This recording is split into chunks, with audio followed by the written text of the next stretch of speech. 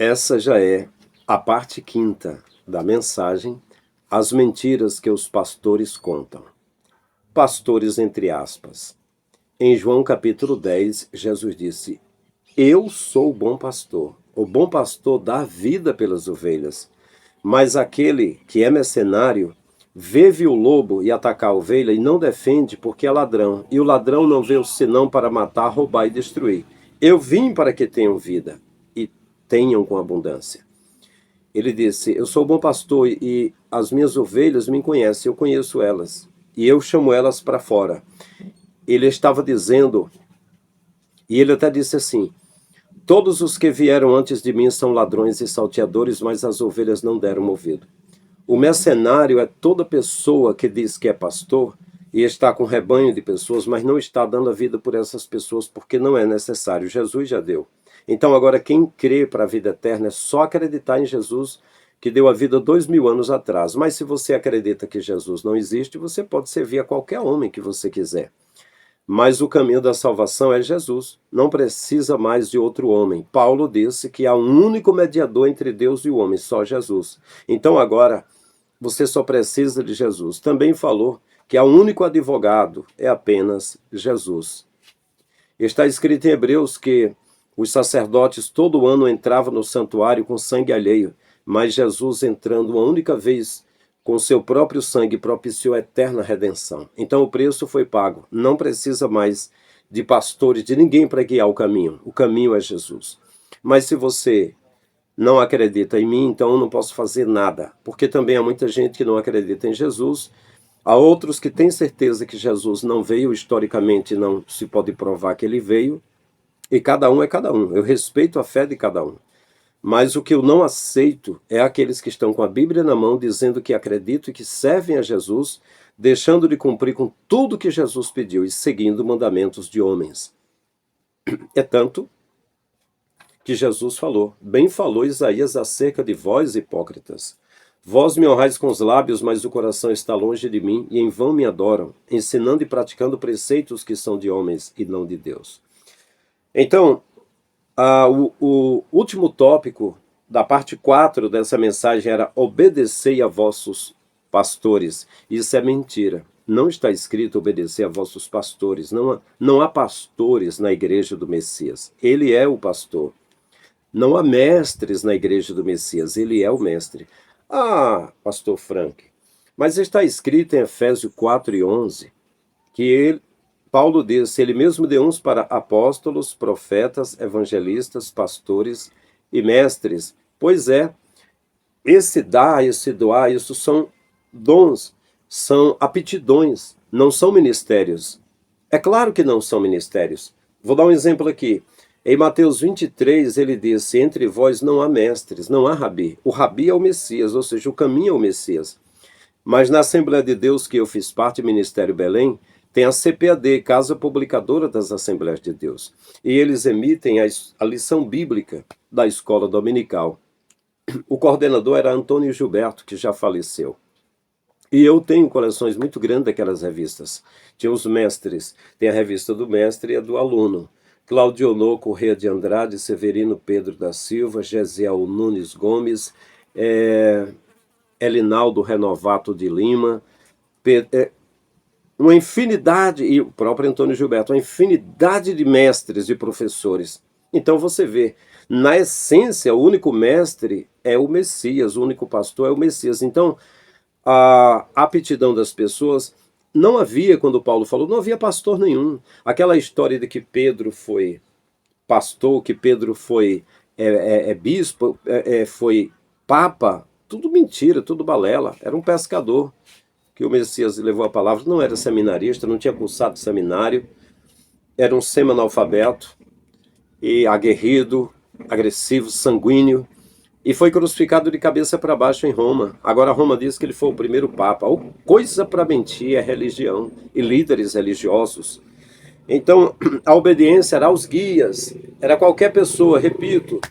Na casa de Lloyd, tinha sua filha Eunice e tinha Timóteo. Era alguém que cria transmitir algo para os outros. É isso, não é obedecer a pastores, né? Isso aí é uma mentira. Porque no reino do Criador só existe um pastor e um rebanho. Ele disse até assim, ainda tem outras ovelhas que não são desse aprisco, mas vêm reunidas para que haja um rebanho e um pastor. E as que são reunidas, só existe um pastor. É assim que está escrito. Pode procurar na escritura. Você não vai ver amparo para dizer que tem outros pastores. As pessoas pegam as versões da Bíblia e vão mudando. De guia passa para pastor. E as pessoas vão aceitando, né? Os que gostam da mentira vão avante. Agora, um outro ponto. Os líderes dizerem que servem a Deus é mentira também. Isso não é verdade. Estão a serviço de Deus, olha só. Qual é a obra de Deus? A obra de Deus é enviar seu Filho para que aquele que nele crê não pereça, mas tenha a vida eterna. Já fez há mais de 2000 anos atrás. Essa é a obra de Deus. O que mais? Então o que nós temos de fazer é só crer, só. Tudo foi reduzido ao nível irredutível e não dá para reduzir mais nada. É irredutível, é somente crer. É isso. Mas se você quer fazer alguma obra, Salomão disse que quem dá ao pobre empresta para Deus.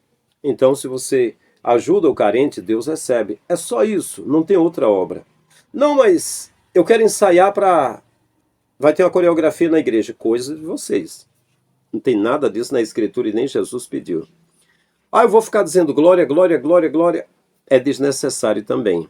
Não, mas porque diz que os anjos dizem glória direto. Olha, se é verdade ou não, eu não sei. Eu só sei que o moço dobrou o joelho e disse, bom mestre, que farei para herdar a vida eterna? Não, porque me chama de bom. Para resumir a história, por que me chamas bom? Faz o seguinte, bom é Deus que está no céu, faz o seguinte, venda os bens que você tem, parta com os pobres, venha e me siga e terás um tesouro no céu. Aí tem gente que não faz uma caridade. Para uma pessoa carente passar a vida toda, ele não se importa. Eu estou falando dos próprios irmãos dele que passam necessidade. Ele tem recurso, ele não faz. Ele só dá a bolada para o líder. E o líder fica dando tapinha no ombro dele. Né? Aí ele não faz a vida toda. Mas ele fica glória, glória, glória, glória, achando que o Criador recebe. Não recebe. Em Mateus 24, ele diz o que ele recebe. Tive fome, tive sede, estive nu, preso, doente, estrangeiro, e você cuidou de mim. Então venha possuir o reino eterno preparado para ti. Aparta-te de mim, malditos, para o fogo eterno, preparado para Satanás e seus anjos. Eu tive fome, tive sede, estive nu, preso, doente, você não cuidou de mim. Não, mas eu dizia, glória, glória, aleluia, glória, glória, aleluia. Eu dizia isso direto, mas não adianta, cara. Ele não pediu isso, ele nem pediu elogio, ele não pediu música para ele pediu que ajudasse o próximo, né? Aí os líderes dizem, eu sirvo a Deus.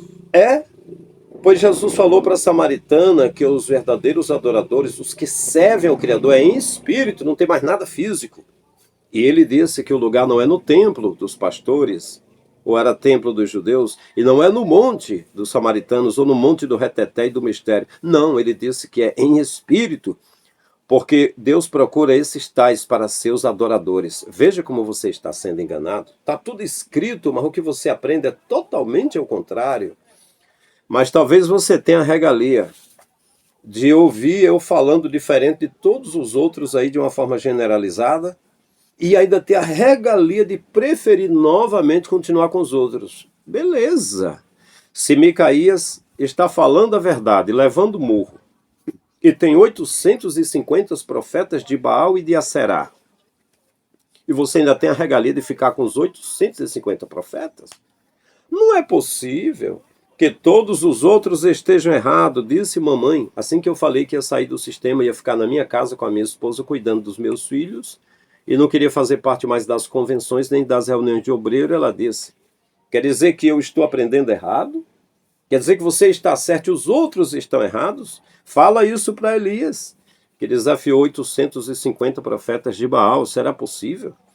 Será possível que havia fariseus, saduceus, escribas, herodianos, alexandrinos, tanta gente, e que só Jesus estava certo e todos os outros estavam errados? E aí todo mundo, instigado por Anás e Caifás, gritaram, crucificai, crucifica, crucifica. Então será que ele estava certo, todo mundo está errado? Porque hoje se levanta alguém mostrando na escritura o que está escrito, você duvida? Eu estou falando dos meus próprios parentes. O último que teve a regalia de discordar, de publicamente querer até me envergonhar, foi meu irmão mais velho, que nem evangélico é. Mas a minha sobrinha, a filha dele, aceitou o evangelho, agora estão no evangelho, publicamente quis me apontar o dedo, quis me desaforar publicamente, eu sendo pastor, religiosamente falando, sendo pastor. Quer dizer, você vê, o povo gosta da mentira, do engano, então acreditem, né? Olha, os pastores dizem que servem a Deus, mas não é verdade. Olhe para a figura dos apóstolos, pescadores, trabalhadores da roça, gente humilde, gente que não sabia ler direito, falava o grego koiné do povão e sabia um aramaico antigo. Pobre, não era era um povo que labutava, trabalhava. Agora você veja, os líderes de hoje são marqueteiros, usando a Bíblia como livro de marketing para tirar conforto, grana, dinheiro, controle, domínio, fama. Olha o aspecto deles, o perfil deles. Eu estava em uma reunião de obreiros em Ribeirão Pires, a sede da primeira divisão de Assembleia de Deus de Cubatão, é do pastor Wagner. E eu estava junto ao presidente de Cubatão, de onde eu estava morando. Essa era a cidade de... Eu estava com o presidente local, que eu fazia parte, pastor Romualdo e pastor Fabiano. Em Ribeirão Pires. Eu sei que era a sede do pastor Wagner da Assembleia de Deus de Cubatão. Tinha 500 pastores. E a minha alma gelou. Meu sangue ficou frio. Porque para onde eu olhava eu só via homens de negócio. Não tinha nada, não senti nada de fé ali. E eu andei pregando no meio deles nas igrejas essa mensagem de Jesus, Mateus 24, 32, para repartir uns com os outros. Tive fome, tive sede. E eu vi a frieza deles. Estavam pregando no meio deles prosperidade financeira. Hoje a tua vida muda. Hoje você não sai daqui da forma que entrou. Deus muda a tua história. Tudo mentira. E eu falei, vou para casa, vou para a Lagoinha Quixeré. Aí quando cheguei aqui, tinha um senhor chamado Galdino, um baixinho, pregando prosperidade de novo. Dizendo que Deus é como um criador de galinhas, que joga milho, a galinha esperta enche o papo, outra que é menos esperta fica bicando e outra fica sem nada. Assim Deus joga as riquezas para corrermos atrás. Os irmãos se escandalizaram e disseram que ele chegou a dizer que se virar um caminhão, a pessoa corra e tire um pneu pelo menos, tire vantagem. E até um caso que um caminhão virou e que uma esposa de um filho de um professor que eu tive aqui, eu não vou citar nomes aqui, ela disse, corre filho, tira pelo menos o pneu do carro, porque o pastor ensinou, olha só. E eu tenho gravado ele dizendo, se alguém quer comprar uma Hilux, uma caminhonete igual a minha, algo do tipo, venha para as minhas campanhas aqui, venha cooperar financeiramente, que eu sou sacerdote para isso. Veja que absurdo.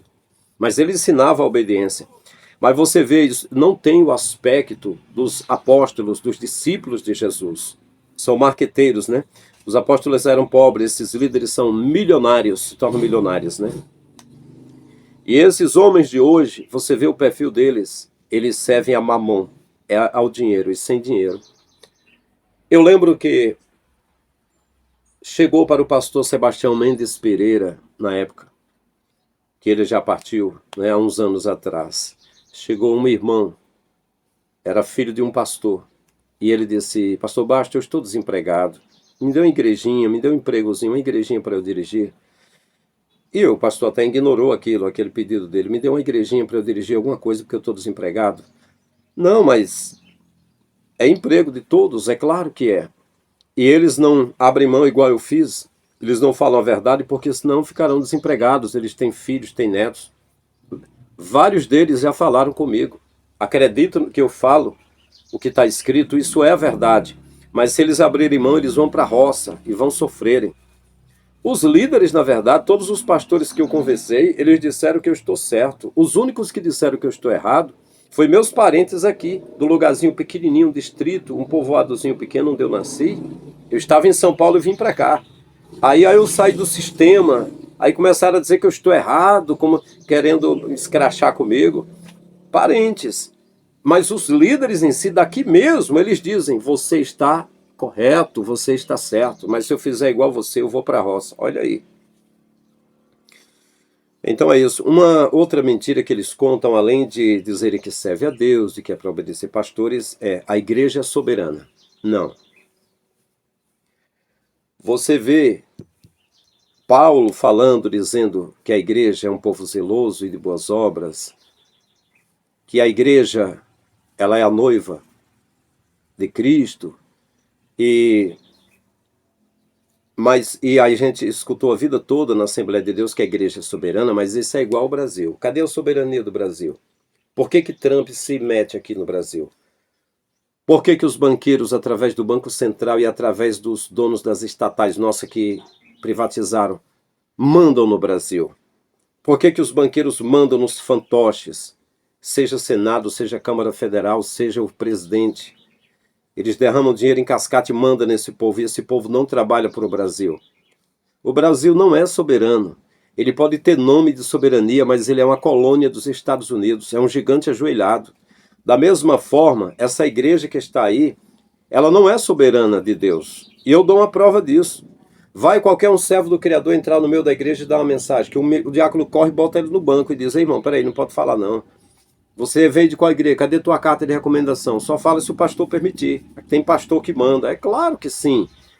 Ninguém vai. Se Jesus chegasse lá, eles não iam aceitar Jesus falar, entendeu?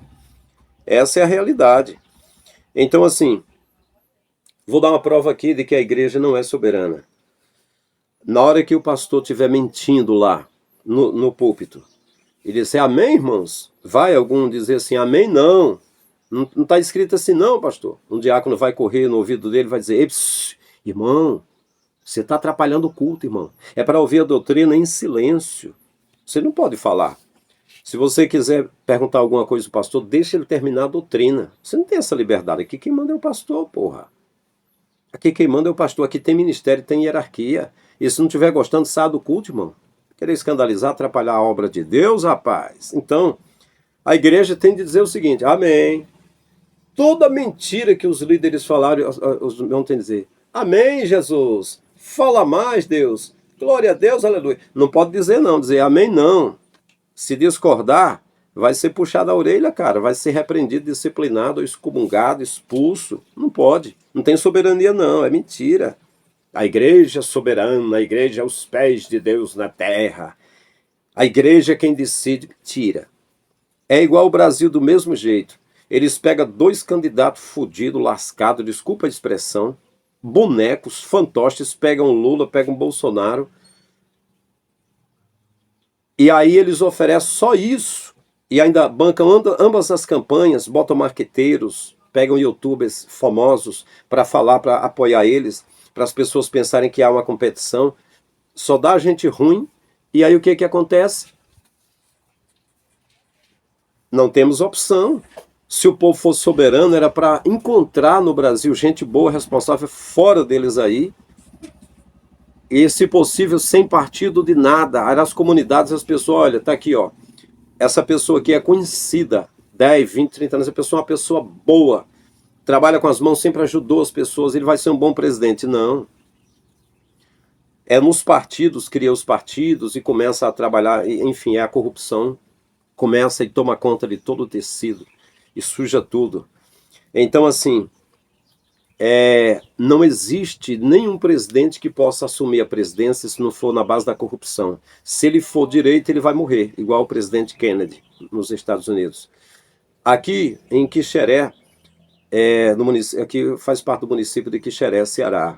Eu moro numa serra, no monte, né, que faz parte do município de Quixeré. 2 vereadores quiseram trabalhar direito, levaram bala. Aqui no Brasil, se um advogado for advogar a causa justa, leva bala. Se um juiz for atuar fazendo justiça, morre. Se um presidente for ser presidente de direito e fazer o que é certo, morre.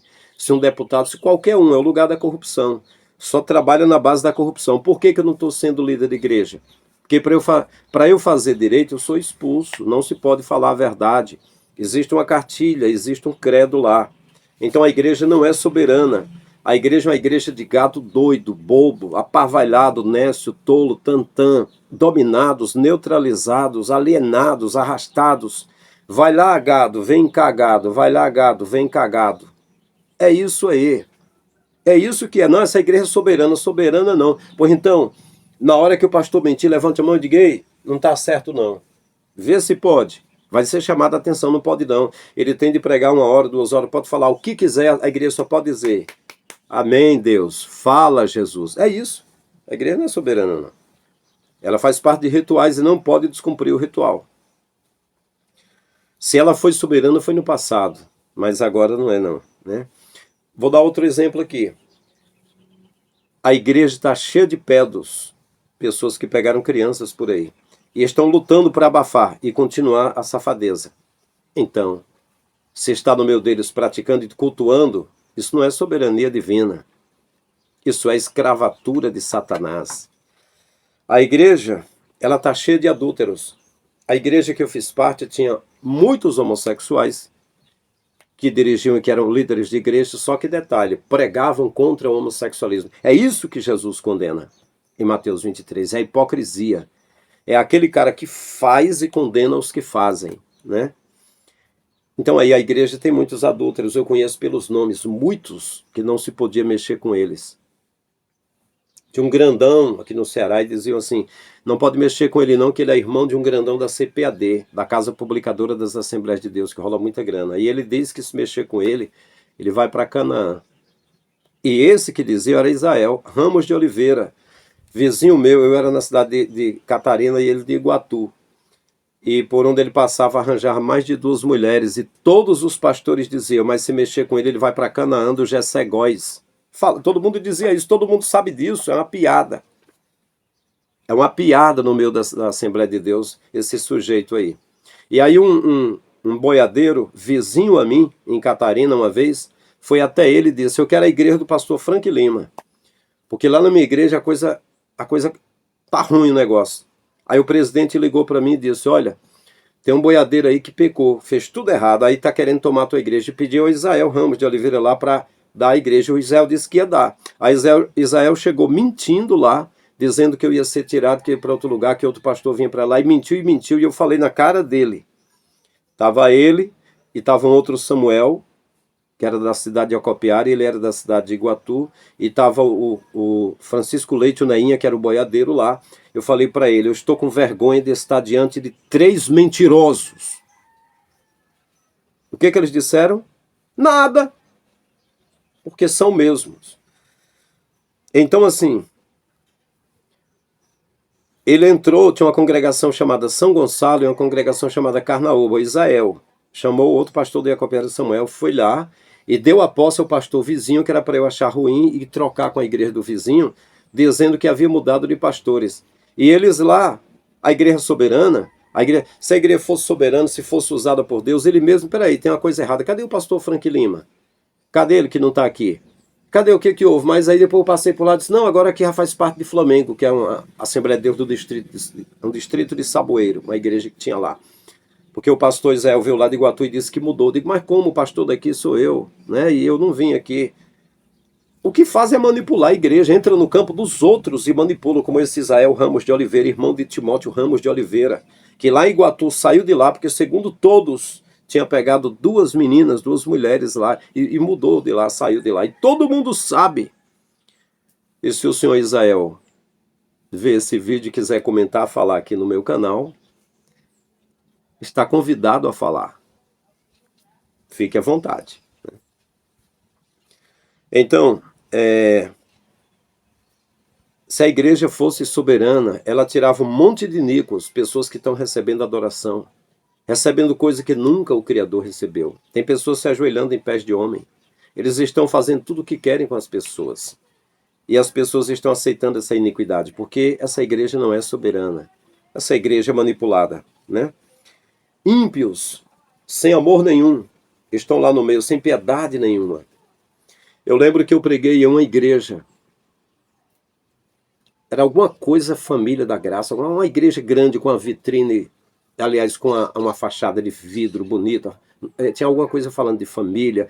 Para subir no púlpito tinha de tirar o sapato, subir de pé descalço e tudo. E eu falei assim: olha, para mim, quando eu estava pregando, eu falei: o mais importante é o amor.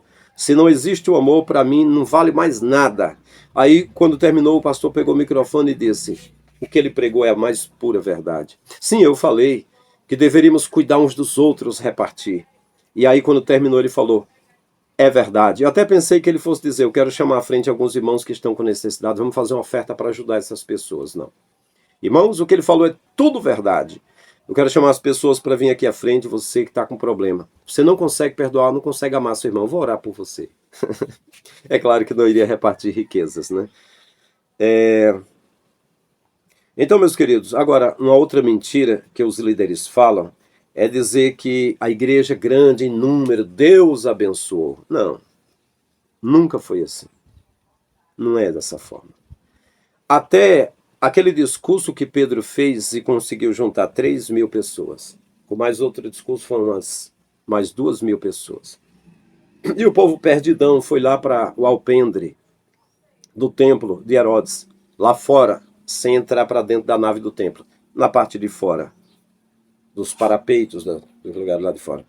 E ficaram lá pedindo explicação, não tinha explicação nenhuma.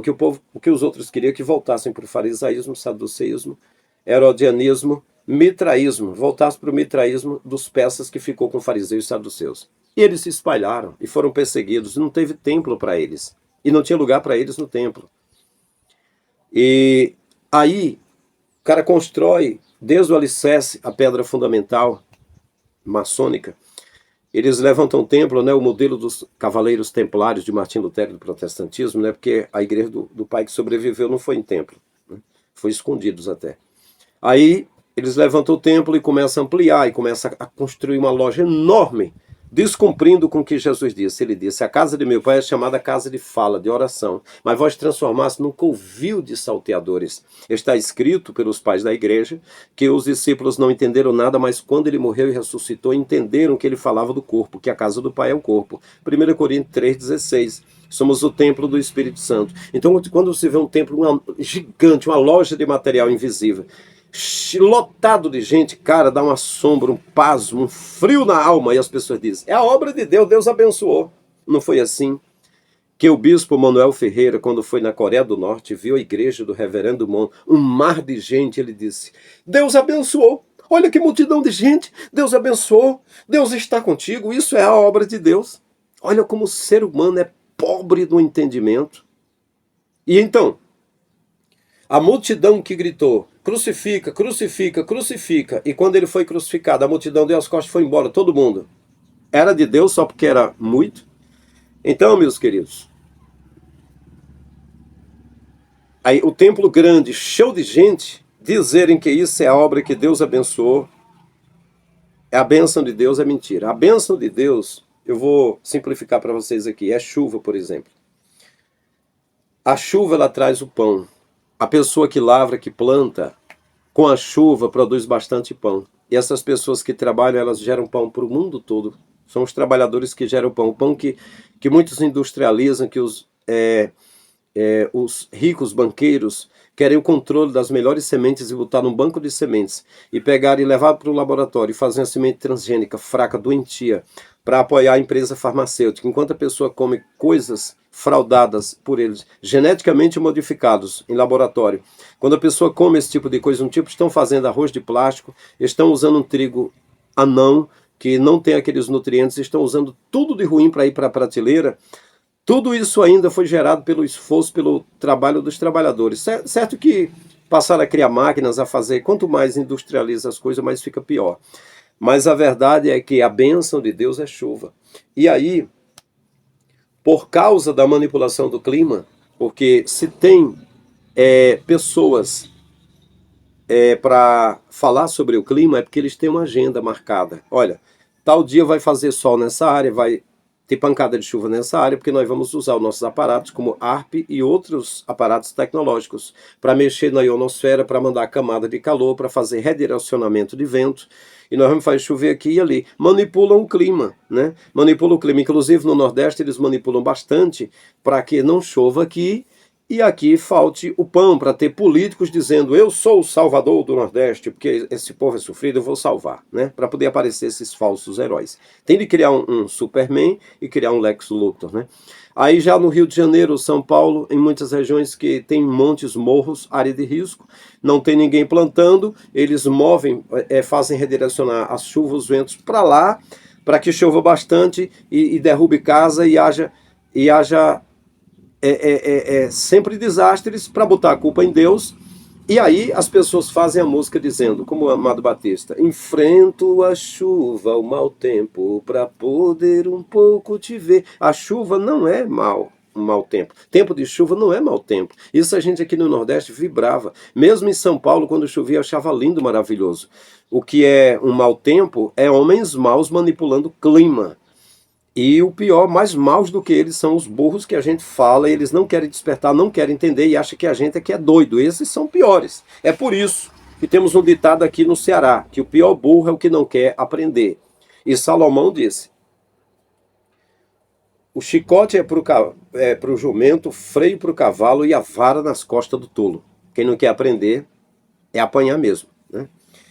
Então, igreja grande, Deus abençoou, é grande, Deus abençoou. Mentira. O Criador não, pode ser Zeus, o Deus da Grécia, que é o Deus Imar, Deus Uite, Deus Ineide, Deus Dete, Deus Alino, mas o Criador não. O Criador não tem nada a ver com um templo cheio de gente. Jesus disse que o dia chegou e a hora veio, que os verdadeiros adoram em espírito e em verdade. Não é no Monte dos Samaritanos, nem no Templo de Jerusalém. É em espírito. E Paulo falou aos atenienses: ele não habita em templos feitos por mãos humanas. Estevão, sendo apedrejado, disse: ele não habita em templos feitos por mãos humanas. E quando Pedro mostrou as pedras do templo, Jesus disse: não vê tudo isso, não ficará pedra sobre pedra que não seja derrubado. E Paulo falou em 1 Coríntios 3,16, vós sois o templo do Espírito Santo. Não, pastor Frank, mas eu não acredito. Então, amém. Se você não acredita, não tem importância. Eu vou amar você do mesmo jeito, não tem importância. Eu só fico chateado é quando a pessoa fica dizendo que eu que estou mentindo, que eu que sou rebelde, que eu vou ser castigado, que eu vou morrer. Aí eu, na verdade, eu nem acho muito chato, não. Quem me elogia ou quem fala algo contra mim, para mim, dá no mesmo. Se o Messias diz, por que me chamas bom? Então, também estou nesse. Se eu estivesse atrás de elogio, eu estava em igrejão, estava pregando nos púlpitos, porque me convidam a pregar direto. Me convidam a pregar direto, porque eu era pregador e dos bons. Aliás, sou. Mas porque se eu for hoje, eu vou desmanchar o que eles fazem. Eu já aviso, se me convidar a pregar, eu chego lá e vou dizer, meus irmãos, a paz do Senhor. A primeira coisa que eu vou dizer, nunca mais volta a esse templo, porque é lugar de maldição, não é de bênção. O que causa ira a Deus hoje, depois da nova aliança, é figura sacerdotal, santuário terrestre e culto divino. Isso aí acabou. Jesus entrou a única vez no santuário e saiu de lá e agora todo mundo está livre. O santuário, o véu do templo se rasgou, não tem mais templo para alguém ir para templo procurar divindade. O céu está aberto. É só olhar para cima ou para os lados. Onde estiver o Criador, você tem contato. É um GPS conectado. Não precisa mais de templo, nem de homem, nem de nada. Então, outra mentira. Bíblia, regra infalível de fé e prática. É outra mentira, para concluir, que os líderes contam. O Moisés, ele viu Josué e Caleb trazendo umas mulheres das campinas de Moabe e umas meninas, umas adolescentes e crianças.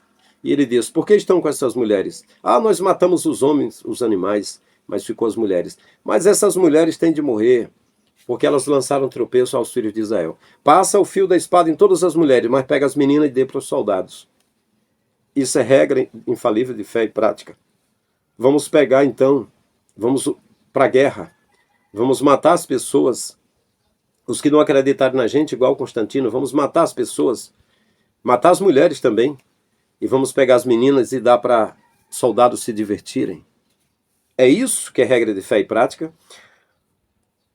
Outra coisa, regra de fé e prática, Davi tinha 1000 mulheres e ainda não saciava. Viu a esposa do homem mais fiel que ele tinha, que estava aguardando ele na porta do palácio, Urias. Ele viu a Betseba tomando banho, disse, traga para mim, pegou a mulher também. Era polígamo. E aí você acha então que ele estava servindo ao Criador desse jeito.